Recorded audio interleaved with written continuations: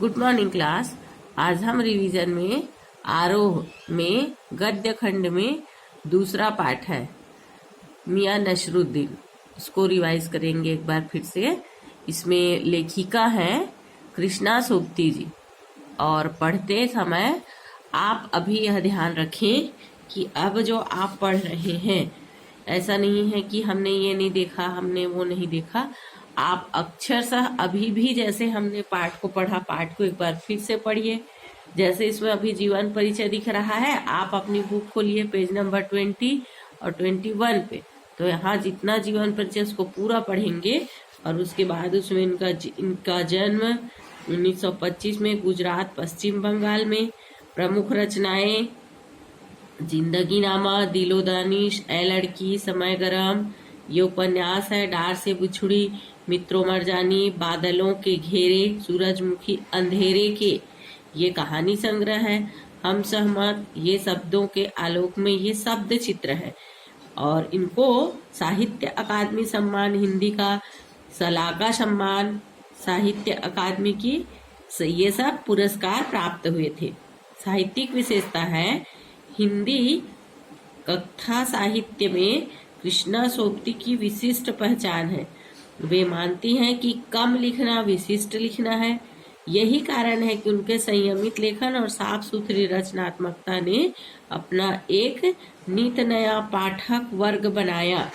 यहाँ तक में हुई एक साहित्यिक विशेषता, उन्होंने हिंदी साहित्य को कई ऐसे यादगार चरित्र दिए हैं जिन्हें उभर कर कहा जा सकता है।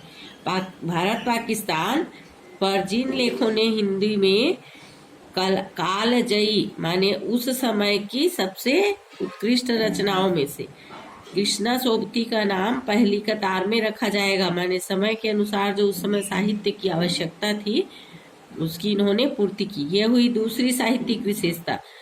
कृष्णा जी के भाषिक प्रयोग में भी विविधता है। उन्होंने हिंदी की कथा भाषा को एक विलक्षण ताजगी दी है।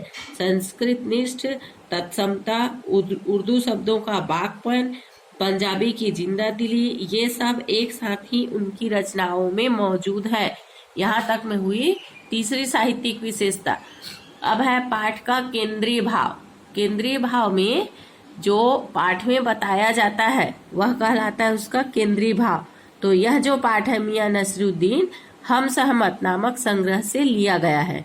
इसमें खानदानी नानबाई प्रयोग किया जाता है उर्दू में। वैसे रसोई जो अलग अलग प्रकार के रोटियां बनाने की कला जानता है। नसीरुद्दीन के व्यक्तित्व, रुचियों और स्वभाव का शब्द चित्र खींचा गया है। शब्द चित्र से तात्पर्य है हमने उन्हें आमने सामने तो नहीं देखा, लेकिन लेखिका ने जिन शब्दों में उसके बारे में बताया है तो ऐसा लगता है कि हाँ दिखने में ऐसे होंगे, बातचीत करने में ऐसे होंगे, ये हमें आभास हो जाता है। उसे कहा जाता है शब्द चित्र।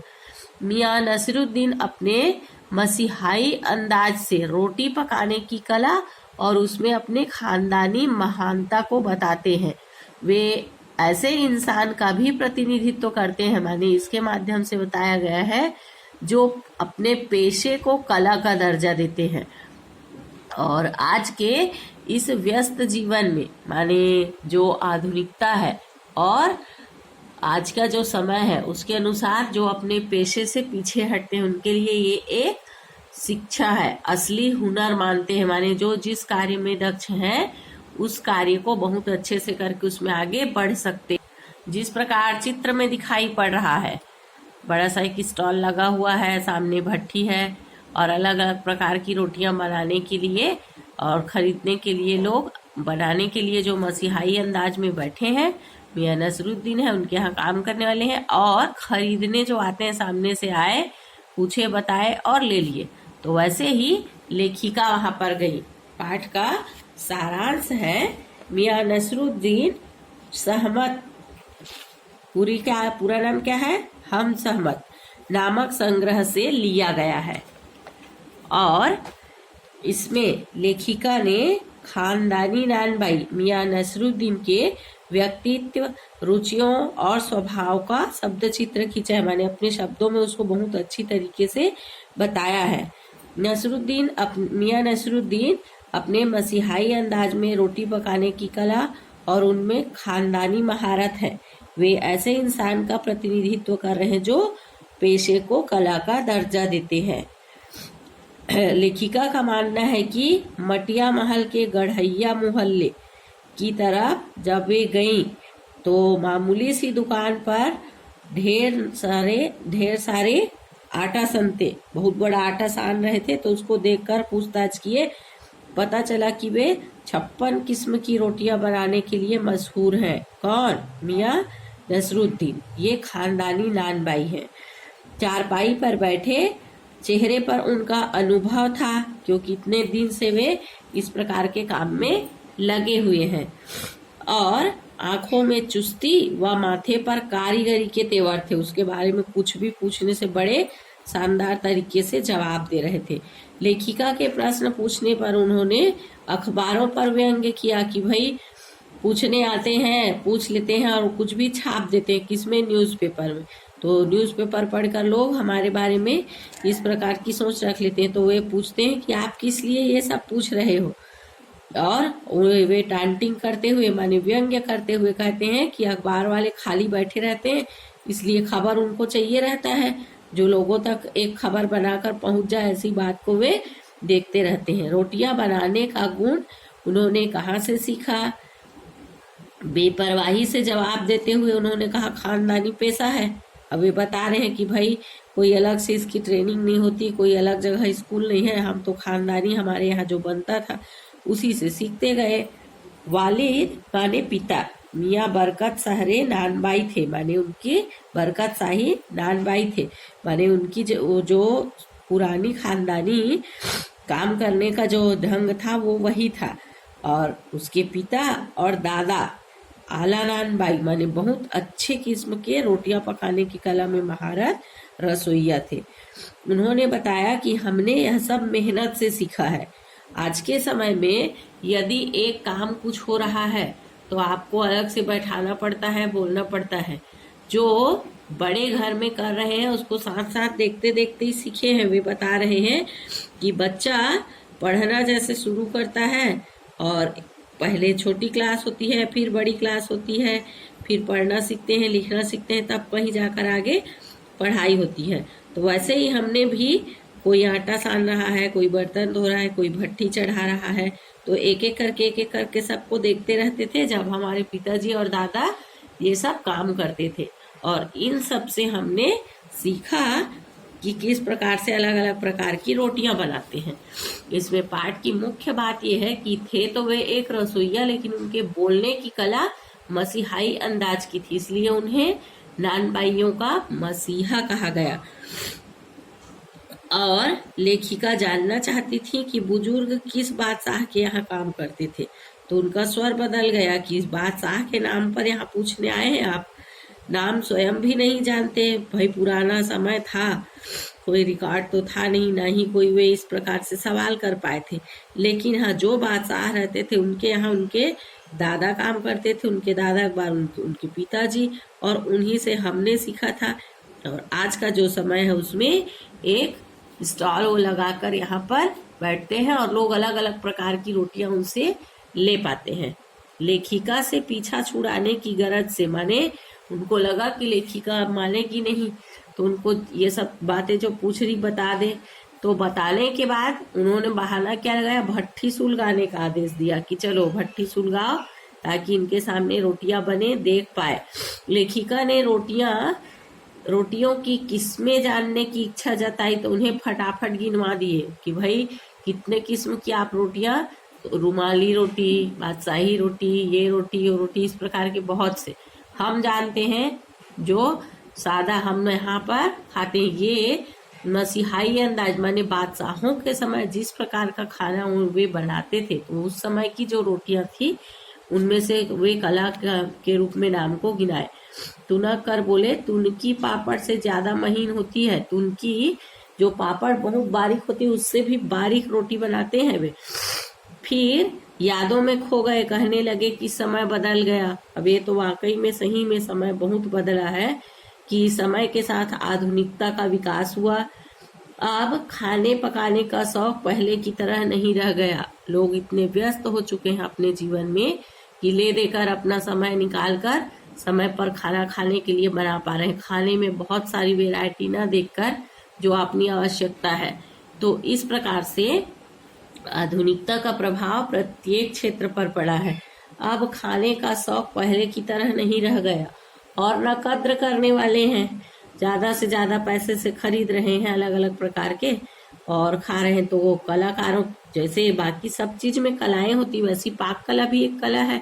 तो जो पकाने वाले बहुत अच्छे हैं उनकी कोई कद्र भी नहीं है।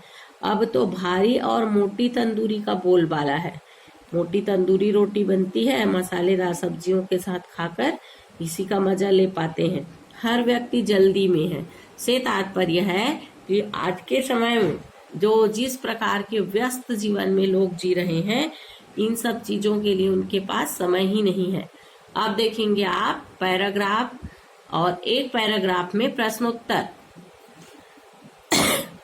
पाठ के आरंभ में जो पैराग्राफ है, साहबों उस दिन आप मटिया महल की तरफ से न गुजर जाते तो राजनीतिक और कला के हजारों हजारों मसीहों के धूम धड़ाके में नानबाइयों के मसीहा मियाँ नसीरुद्दीन को कैसे पहचानते और कैसे उठाते लुत्फ इनके मसीहाई अंदाज का। उसके नीचे का भी पैराग्राफ है। इसमें हुआ यह कि हम एक दोपहरी जामा मस्जिद के आड़े पड़े मटिया महल के गढ़ैया मोहल्ले की ओर निकल गए और एक निहायत मामूली अंधेरी सी दुकान पर पटापट आटा, बड़ा सा आटा का ढेर संते देख ठिठके, माने थोड़ी देर रुके। सोचा सेवइयों की तैयारी हो रही होगी। माने ये सोचे कि सेवइयां बनाई जा रही होंगी, पर वहां बात कुछ और थी। तो वे बता रहे हैं कि मियाँ मशहूर है 56 प्रकार की रोटियां बनाने के लिए। जो बड़ा सा आटा जो साना जा रहा है उसका अलग अलग प्रकार की रोटियां बनाई जाएंगी। ये एक पैराग्राफ है। अब इसमें आपको हमने जैसे संदर्भ बताया, आप संदर्भ जानते हैं कि लेखक कौन है, लेखिका कौन है और किस पाठ से किस बुक से लिया गया है। उसके बाद इसमें प्रसंग है। तो ये आपके इसके अलावा पैटर्न में जो आपके हैं इस पैराग्राफ से जो प्रश्न बनता है आप उसका उत्तर ढूंढकर लिखिए। पहला प्रश्न है, हजारों हजार मसीहों के धूम धड़ाके से क्या अभिप्राय है। इसमें धूम धड़ाका जो कहा गया है केवल फटाके फूटने की आवाज को नहीं कहा जाता। उत्तर है इसका अभिप्राय यह है कि दिल्ली में राजनीतिक, साहित्यिक और कला के प्रतिभाशाली, माने जो इतनी आपाधापी जो रहती है, लोगों की भीड़ जो रहती है, उनमें एक हलचल मची है। दूसरा प्रश्न है, नानबाई किसे कहते हैं। यहाँ किस नानबाई का जिक्र हुआ है, किसके लिए कहा गया है नानबाई। नानबाई उस व्यक्ति को कहते हैं जो कई तरह की रोटियां बनाने की पाक कला में माहिर है और रोटियां बनाकर बेचने का काम करता है। यहाँ किसको कहा गया है, मियाँ नसरुद्दीन नामक खानदानी नानबाई का जिक्र हुआ है। तीसरा प्रश्न है, मियाँ नसरुद्दीन की दुकान कहाँ स्थित थी। कहाँ स्थित थी, जगह बताया गया है। मियाँ नसरुद्दीन की दुकान जामा मस्जिद के पास मटिया महल के गढ़ैया मोहल्ले में स्थित थी। इस प्रकार आपको प्रश्नों को पहचानना है और इस पैराग्राफ से जैसे एक आपको प्रारूप के लिए बताया गया, पूरे पाठ में कहीं पर से भी आपको एक पैराग्राफ दिया जाता है तो आप उसका अर्थ निकालिए, उसमें से प्रश्न और उत्तर और प्रश्न उत्तर ढूंढकर उसमें से लिखना है।